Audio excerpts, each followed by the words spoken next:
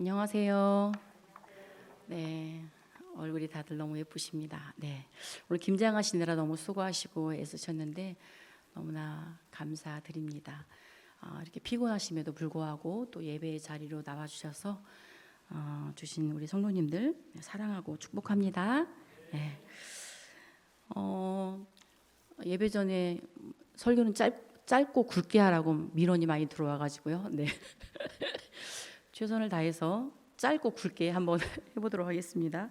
네. 좀 떨리니까 웃으면서 한번 지나가 볼까요? 동사무소 아시죠? 행정복지센터. 네. 한 청년이 첫 출근을 하였습니다. 너무 긴장 떨리겠죠. 첫 번째 민원 손님이 과연 어떤 손님이 오실까 기대를 잔뜩 하고 이제 프론트에 앉아 있는데 드디어 첫 번째 손님이 왔습니다. 딱 들어오시더니 사망 신고서를 하러 왔어요. 네, 딱 내밀었어요. 그러니까 첫 출근한 청년이 너무 떨리다 보니까 본인이세요? 이렇게 물어본 거예요. 그러니까 그 손님도 너무 당황스러워가지고 본인이 와야 하나요? 이렇게 대답을 했다라고 합니다. 네, 이제 조금 얼굴이 밝아지시는 것 같네요. 네. 말씀 들어가 보도록 하겠습니다. 오늘 이 씨 뿌리는 자의 비유 말씀은 초신자, 새신자가 아니면 모르는 사람이 없을 정도로 너무나 익숙하고 우리가 많이 아시는 말씀입니다. 내용은 그리 복잡하지 않고 매우 심플합니다. 농부가 씨를 뿌리고 뿌리는데 씨앗이 싹이 트고 또 뿌리를 내리고 열매를 맺게 하는 땅이 있고 그렇지 않은 땅이 있다, 이것입니다. 마가복음 4장 전체의 말씀은 예수님께서 하나님의 나라에 대해서 여러 가지 비유를 들어 가르치신 내용이 기록이 되어 있습니다. 오늘 본문 씨 뿌리는 자 비유, 또 이어서 등불의 비유, 또 씨가 자라서 열매 맺는 비유, 또 겨자씨 비유, 또 마지막으로 예수님께서 바람과 바다를 잔잔케 하신 사건이 기록이 되어져 있습니다.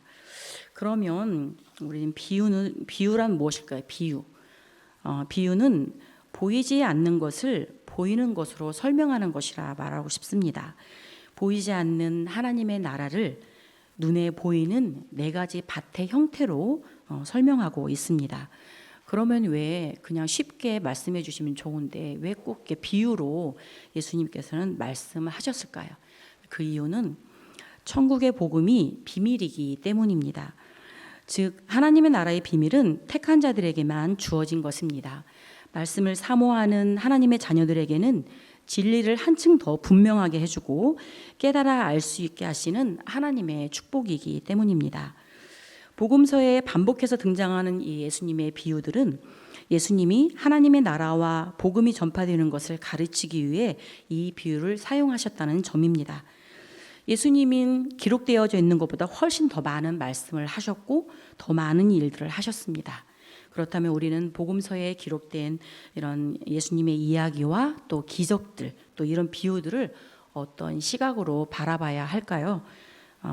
이 비유의 결론은 우리가 오늘 본문에서 찾아본다면 3절 또 9절에서 찾아볼 수 있는데 3절에 들으라, 9절에 들을 귀 있는 자는 들으라 이렇게 나와져 있습니다. 우리가 구약의 쉐마가 생각이 나죠? 네, 들어야 한다. 너가 들을 귀가 있니? 들을 자세가 되어져 있니? 이렇게라는 것입니다. 이 시간 말씀을 들으실 때 성령 하나님께서 주시는 그 들음의 은혜가 충만하시기를 소망하면서 네 가지 땅에 떨어진 씨 비유를 한번 나누어 보고자 합니다. 첫 번째는 길가입니다. 1절에서 4절 말씀인데 한번 화면 보시고 한번 읽고 지나갈까요? 네, 시작. 예수께서 다시 바닷가에서 가르치시니 큰 무리가 모여들거늘 예수께서 바다에 떠 있는 배에 올라 앉으시고 온 무리는 바닷가 육지에 있더라. 이에 예수께서 여러 가지를 비유로 가르치시니 그 가르치시는 중에 그들에게 이르시되 들으라, 씨를 뿌리는 자가 뿌리러 나가서 뿌릴새 더러는 길가에 떨어짐에 새들이 와서 먹어버렸고. 아멘. 우리가 1절을 보면 예수님이 이 비유를 바닷가에서 가르치셨다라고 말합니다. 다시라고 한 것을 보면 바닷가에서 가르치신 것이 처음은 아닌 것 같습니다. 회당이나 성전이 아니고 어떤 장소를 국한하지 않고 가르치신 것을 볼 수가 있습니다. 예수님의 말씀을 듣기에 많은 사람들이 모여들었기 때문에 예수님은 무리가 잘 볼 수 있도록 무리는 육지에 앉아 있고 예수님은 배 위에 올라서 앉으셨습니다. 그림이 그려지시죠? 예, 육지에 사람들은 다 앉아 있고 예수님 배 위에 올라 딱 앉으시면서 말씀하시는 것입니다. 그런데 이제 이 부분을 읽을 때마다 예전에 이런 고민을 했었습니다.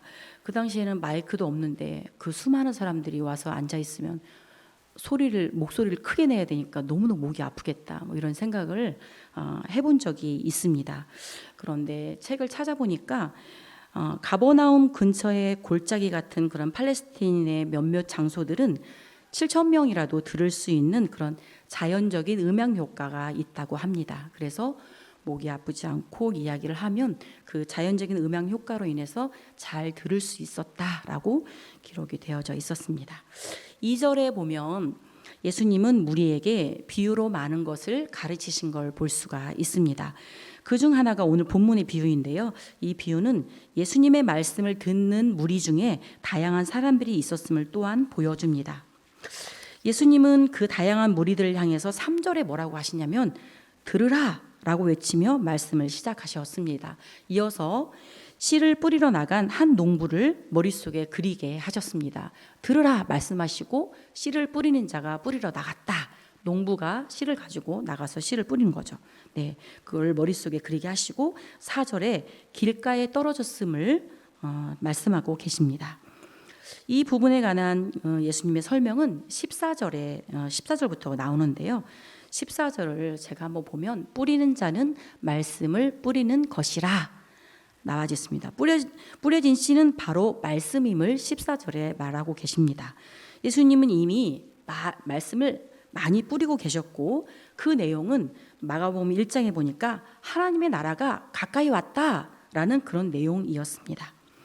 그런데 예수님은 무리에게 비유로 말씀하시면서 오직 볼 눈이 있는 자들만 보고 들을 귀 있는 자들만 들을 수 있게 하셨습니다. 다시 말하면 받아들이는 마음을 가진 자들만 말씀을 받아듣고 예수님을 따르며 하나님의 나라로 향할 수 있게 비유로 말씀하신 것입니다. 비유에서 씨 뿌리는 자는 어디에나 또 누구에게나 편견 없이 다 씨를 뿌리고 심지어 길가에도 뿌렸습니다. 그 당시 이런 농업의 환경을 보면 바위 투성이에 떨기나무가 줄을 이루는 그런 갈릴리의 척박한 환경을 보여줍니다. 돌이 많았고 가시가 많았고 가시떨기가 많았다. 그런 환경을 보여주고 있습니다. 당시에는 이런 밭이 있는데 이게 밭이고 이게 길이야, 이게 구분이 없었다라고 합니다. 그래서 사람들이 밭으로 이렇게 쭉 이렇게 다녔다고 해요. 그래서 작은 밭에는 길이 여러 개 나 있기도 하고 또 사람들이 자주 다니는 길, 좋은 길 자주 다니는 길은 사람들이 계속 밟았기 때문에 그 땅이 딱딱해져서 길이 된 그런 경우를 발견하고 합니다. 그렇게 굳어진 땅에 뿌린 씨는 뿌리를 낼 수 없기 때문에 배고픈 새들이 와서 이렇게 휙 낚아채가기 일쑤였습니다. 여기서 새들이란 말씀을 낚아채가는 사탄을 의미합니다. 너무 빠르지 않죠? 네. 15절 말씀 한번 볼까요? 15절 말씀 한번 확인해 보겠습니다. 말씀이 길가에 뿌려졌다는 것은 이들을 가리킴이니 곧 말씀을 들었을 때에 사탄이 즉시 와서 그들에게 뿌려진 말씀을 빼앗는 것이요. 아멘. 피곤하실까 봐 저 혼자 읽으려고 했는데 감사합니다. 네. 하나님은 왜 저렇게 딱딱한 땅에도 씨를 뿌리기를 원하셨을까요? 딱딱한 땅은 하나님의 존재하심을 부인하는 세상 사람들을 의미합니다. 그들은 자신만을 위해서 너무 바쁘게 살아가고 또 마음은 다른 쾌락들로 가득하기 때문에 하나님께 관심은 없고 하나님보다 더 좋아하는 것들로 가득 차 있는 그런 완고한 마음을 볼 수 있습니다. 예수님의 말씀은 내가 복음을 전할 때 사람들의 반응이 다를지라도 편견 없이 씨를 어디에나 누구에게나 다 뿌려야 한다는 것을 알려주고 계십니다. 우리는 이런 경우 많이 보셨을 것입니다. 흔히 이제 어떤 A 씨라고 봤을 때, 저 사람은 자기 주먹을 믿고 살기 때문에 절대로 우리가 전도를 해도 예수님 믿지 않을 거야, 이렇게 생각하는 경우가 있고, 또 B라는 경우에 사람을 보면 저 집안은 대대로 3대 5대의 제사를 정말 목숨처럼 걸고 살아가는 그런 집안이기 때문에 저 사람은 절대로 예수님 믿지 않을 거야, 이렇게 생각하는 그런 경우가 있죠. 그런데 그럼에도 불구하고 예수님은 도무지 뿌리가 자라지 않을 것 같은 곳에도 말씀을 뿌려야 한다라고 말씀하고 계십니다. 굳은 땅도 잘 갈아엎으면 좋은 토양이 될 수 있다고 알려주십니다. 우리는 상대방의 마음이 어떤 상태의 토양인지 우리가 진단할 수 없기 때문에 기회가 될 때마다 계속 씨를 뿌리고 또 뿌려야 한다라고 예수님 우리에게 말씀하고 계십니다. 두 번째, 돌밭입니다. 돌밭은 흙이 적고 돌이 많은 밭을 말합니다. 돌이 많이 깔려 있거나 농경지로는 부적합한 그런 황무지 같은 땅을 말합니다. 그게 바로 돌밭인데요. 팔레스타인은 특히 유독이 돌이 많은 지역입니다. 예수님은 흙이 너무 얇아서 뿌리를 충분히 내릴 수 없는 돌밭에 관해 말씀하셨습니다. 5절 6절에 말씀하셨는데 한번 보겠습니다. 더러는 흙이 얕은 돌밭에 떨어짐에 흙이 깊지 아니하므로 곧 싹이 나오나 해가 돋은 후에 타서 뿌리가 없으므로 말랐고, 예수님이 말씀하신 이 돌밭 사람들은 처음에는 말씀을 잘 받아들입니다. 그리스도를 믿는다고 고백도 하고 세례도 받을 수 있습니다. 그러나 회심의 기쁨은 잠시, 삶의 역경이 찾아오면 믿음을 바로 포기하는 그런 경우입니다. 왜 그분들은 그렇게 포기를 할까요? 예수님은 그들의 믿음이 제자가 될 만큼 충분한 양의 흙이 없고 돌이 너무 많아서 믿음이 뿌리를 깊이 내리지 못하기 때문이라고 말씀하십니다. 16절 17절에 더 자세하게 설명을 하고 계신데요. 제가 한번 보겠습니다. 이 돌밭에 뿌려졌다는 것은 이들을 가리키죠. 말씀을 들을 때 즉시 기쁨으로 받으나 이제 밖에 우리 삶에 힘들고 어려운 일이 오면 바로 넘어지는 이런 자다라고 16절 17절에 그렇게 설명하고 계십니다. 여기서 우리는 감정적인 신앙과 말씀에 기초하지 않는 신앙의 위험성을 발견합니다. 친구나 또 가족이나 또 모르는 사람에게 복음을 전할 때 상대방이 너무 빨리 회심하면 오히려 신중해야 한다고 말합니다. 돌밭은 말씀의 씨가 뿌리를 내릴 수 없는 마음의 상태이고 또 신앙의 성장을 방해하는 상태이기 때문입니다. 새로운 회심자는 믿음 안에서 세워져야 하나 예수님은 우리가 아무리 노력해도 어떤 마음은 너무 얄팍하고 또 어떤 마음은 너무 피상적이어서 복음이 견고하게 뿌리를 내릴 수 없다라고 지적하고 계십니다. 세 번째는 가시밭입니다. 가시는 성경에서 가시와 엉겅퀴, 가시와 찔레 등으로 이렇게 표현이 되죠. 어떤 특정한 그런 수종을 말하는 게 아니라 팔레스타인 전역에서 발견되는 그런 땅을 황폐하게 만들고 또 사람이나 짐승을 고통스럽게 하는 그런 쓸모없는 식물을 총칭합니다. 이 비유는 구원을 고백한 이후에 열매 맺지 못하는 사람들을 일깨워주는 경종과도 같은데요.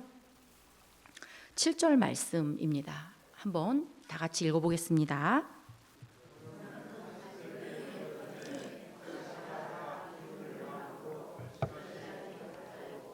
아멘.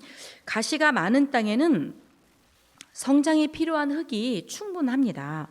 충분한 흙이 있으니 가시가 이렇게 번성하게 되는 거거든요. 하지만 가시떨기가 씨의 성장을 막아서 질식한다는 것입니다. 다시 말해 말씀은 듣되 세상의 염려와 또 유혹과 욕심이 말씀을 막아서 결실하지 못하게 하는 그런 자를 말합니다. 또 18절, 19절에 자세하게 설명이 되어져 있는데 제가 한번 보겠습니다. 어떤 이는 가시떨기에 뿌려진 자니 이들은 말씀을 듣기는 하되 세상의 염려와 또 재물의 유혹과 기타 욕심이 들어가서 말씀을 막아 열매 맺지 못하게 하는 그런 자다라고 설명하고 계십니다. 이와 관해서 존 웨슬리가 이런 말을 한 적이 있습니다. 하나님 안에서 행복으로 이어지지 않는 것에 대한 갈망은 곧바로 영혼을 황폐하게 하는 경향이 있다라고 말을 한 적이 있습니다. 결국 씨는 잡초 때문에 질식하고 맙니다. 외적인 힘에 눌려 열매를 맺지 못하는 것입니다. 예수님보다 인생의 여러 선택이 우선하기 때문에 그런 세속적인 꿈을 따르거나 또 쓸데없는 걱정에 휩싸이게 되고 또 세속적 쾌락을 향한 갈망만 가득할 뿐입니다. 염려와 걱정들로 예수님을 근근히 사랑하게 되면 가시밭에 떨어진 씨와 같아집니다. 구원받았다고 믿고 싶지만 열매를 맺지 못하는 것입니다. 그러나 예수님은 열매 맺지 못하는 나무들은 모두 찍혀 불에 던져질 것이라고 분명히 말씀하셨습니다. 말씀의 씨를 못 받았거나 씨가 뿌리를 내지 못한 사람들을 그런 사람들은 구원받았다고 인정할 수 없는 것처럼 열매를 맺지 못하는 사람들도 구원받은 것으로 인정할 수 없습니다. 이 말씀은 주일마다 교회에 출석하면서도 달라지지 않는 사람들에게 경종을 울립니다. 예수님으로 말미암아 거듭난 사람들의 삶에는 성령이 역사하시기 마련이기 때문에 열매가 없으면 거듭남도 없고 거듭남이 없으면 구원도 없는 것입니다. 우리는 살면서 내가 혹시 가시밭에 있나? 이렇게 한 번쯤 잘 살펴보아야 합니다. 세상의 염려와 또 유혹 또 그리고 욕심이 우리의 삶 속에 스며들어 오지 않도록 나와의 싸움에서 승리하시기를 소망합니다. 네, 마지막입니다. 네, 마지막은 무슨 땅일까요? 네, 그렇습니다. 좋은 땅입니다. 8절 9절 한번 다 같이 읽어보실까요? 시작. 더러는 좋은 땅에 떨어짐에 60배나 100배가 되었느니라 하시고 또 이르시되 있는 자는 들으라 하시니라. 아멘. 좋은 땅의 비유는 결실로 이어집니다. 20절에도 설명하고 있듯이 좋은 땅에 뿌리워졌다는 것은 곧 말씀을 듣고 30배, 60배, 100배의 결실을 맺는다라고 20절에 설명하고 있습니다. 이는 기쁨과 소망을 가지고 하나님의 말씀을 잘 받아들일 뿐만 아니라 그 말씀을 실천하면서 또 좋은 열매를 얻는 자의 마음, 즉 열매 맺는 마음을 가리킵니다. 우리가 복음을 위해 살 때 핍박과 환난은 당연히 따라옵니다. 그로 인해 때론 힘들기도 하고 좌절하기도 하는데요. 예수님은 이에 대한 대답으로 씨 뿌리는 자 비유를 마무리하고 계십니다. 처음에 언급했던 그런 척박한 즉 굳은 땅, 길가, 돌밭, 그다음에 가시밭 이렇게 씨를 뿌렸지만 그것은 수확을 얻지 못했죠. 그러나 똑같은 씨를 뿌렸는데 좋은 땅에 뿌려진 씨는 놀랍고도 큰 수확을 얻게 되었습니다. 우리 교회도 전도팀이 있는데요. 매주 수고하시죠. 비가 오든 눈이 오든 춥든 덥든 개의치 않으시고 수고해 주시는 우리 팀원들에게 너무나 감사를 드립니다. 전도하실 때 때론 앞이 캄캄하기도 하실 것입니다. 그러나 우리의 노력이 숲으로 돌아가는 것 같아 낙심하지 말고 실망하지 마시기 바랍니다. 농부는 좋은 땅만 골라서 특별히 다른 것을 뿌린 것이 아닙니다.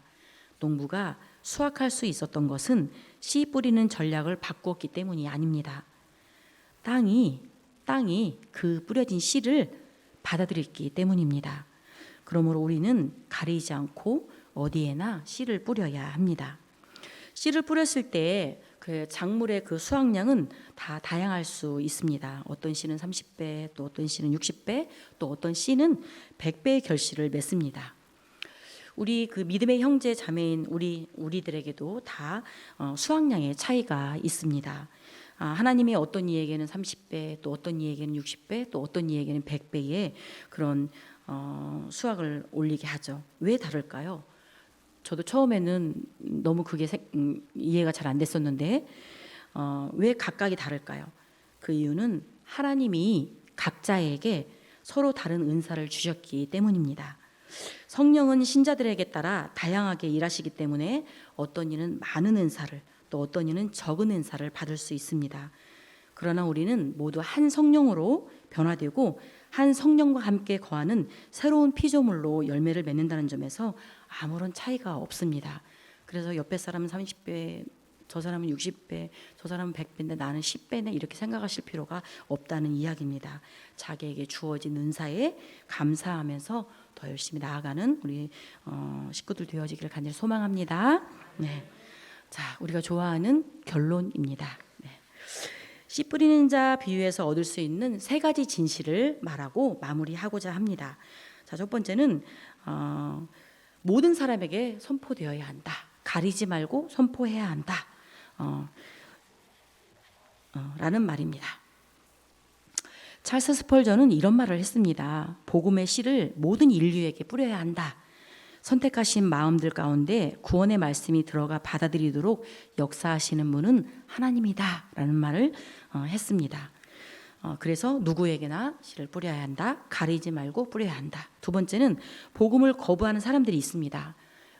그런 사람들이 있을 때 그런 사람들을 보고 실망하지 마시고 죄책감을 가질 필요가 없다라고 말하고 계십니다. 그리고 세 번째는 우리가 100명이면 100명이 다 그 말씀을 받아들이는 게 아니기 때문에 소수의 사람들이 그 말씀을 받아들이고 하나님의 나라를 세우는 풍성한 결실을 맺게 됩니다.